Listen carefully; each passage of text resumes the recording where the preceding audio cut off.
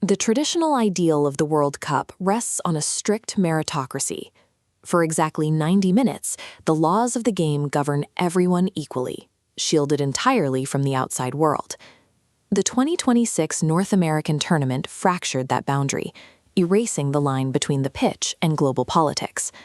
This tournament was defined by two opposing extremes: a high-level display of political interference and an extreme statistical coincidence.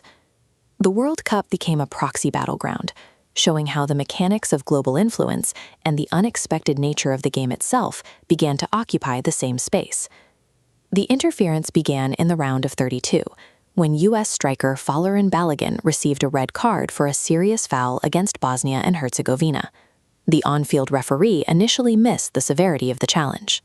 The red card only came after the video assistant referee used slow-motion replays to upgrade the foul, a direct breach of standard VAR protocols, which require officials to judge severity at normal speed.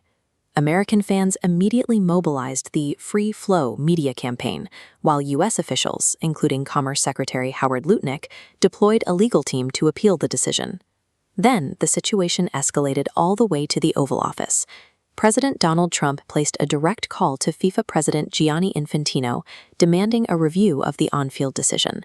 This direct line between a world leader and a sports executive shifted a standard refereeing dispute into a test of geopolitical leverage over global sports governance.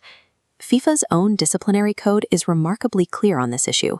Decisions taken by a referee on the field are final and strictly exempt from review by judicial bodies.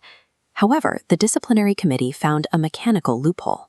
Acting independently, the chairman invoked Article 27, which grants FIFA the discretion to suspend Balogun's ban for a one-year probationary period. This maneuver followed other political interventions during the tournament. The White House had previously backed the Argentina team's controversial Falklands banner, framing the issue as a matter of free speech to align with a FIFA task force. Ultimately, Balogun was cleared to play against Belgium. The ruling demonstrated that the regulations of the world's most popular sport can bend if a powerful enough nation exerts pressure. If political leverage can rewrite the rulebook at will, it forces us to ask whether any organic magic actually survives in modern football.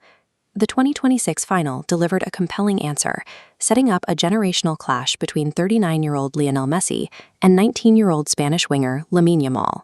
This split-screen radar chart plots their 2026 World Cup data across minutes played, goals, chances created, and touches in the opposition box. As the shapes fill in, you can see a near-perfect statistical symmetry between the two, and yet they are separated by 2 decades of footballing history. A gulf in cultural pressure exists between a veteran executing his last dance and a rookie making his global debut. Their meeting on the ultimate stage represents a passing of the torch narrative that surfaced naturally, regardless of the institutional pressures surrounding the tournament. Then, just days before the final, a forgotten photograph surfaced online, sending the global sports media into a frenzy. The image traced back to a charity calendar shoot in the autumn of 2007, organized jointly by a Catalan newspaper and UNICEF to raise local funds. The photograph captured a shy 19-year-old Lionel Messi awkwardly bathing an infant whose mother had won a neighborhood raffle. That 4-month-old baby in the plastic tub was Lamine Yamal. Their meeting in the 2026 World Cup final had been set in motion 19 years before it kicked off. The 2026 World Cup was defined by a specific paradox, a tournament that saw both the direct exercise of political power and the surfacing of a generational narrative that predates the modern era of the game. The Trump FIFA scandal establishes a precedent that confirms the fair play of future global events remains vulnerable to the influence of political superpowers. But the Messi-Yamal narrative offers a counterweight, suggesting that a sense of romance can still survive in the sport. Politicians and executives can attempt to weaponize the rules of the game, but the soul of sports will always belong to the uninventable miracles that happen on the pitch.